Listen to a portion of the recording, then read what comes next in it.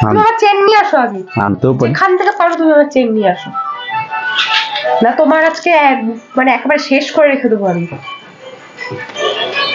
আরে বিক্রি হয়ে গেছে, আর দেবে না। লজ্জা করে না? তোমার বাবা ওটা আমাকে আশীর্বাদে দিয়েছিল।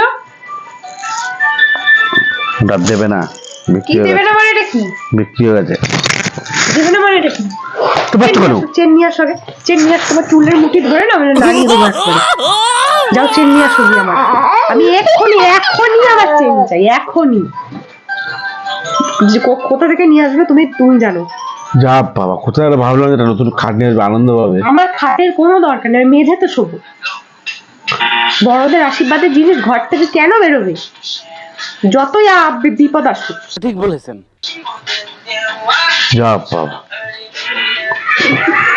ওরা জিনিস এভাবে কেউ ঘর থেকে বার করে? ও শখ না, নিজের পয়সায় শখ মেটাও। আমার জিনিসের দিকে তো হাত বাড়ো, হাত না ধরে মুচড়ে দেবো আমি একদম। আমার জিনিসের দিকে নজর দেয়, সকালবেলা বাবা উঠুক। সাহস কি করে হলো তোমার? আমি তো মানে ভাবতেই পারছি না। আমি আর আবার একটা বানিয়ে দেবো। তো সাহস তুমি কোথা থেকে পেলে? আবার একটা বানিয়ে দেবো।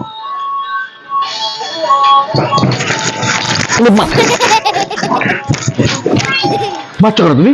লজ্জা করে না তোমার বলতে? দেখবে এখানে বাবাকে নামাবো,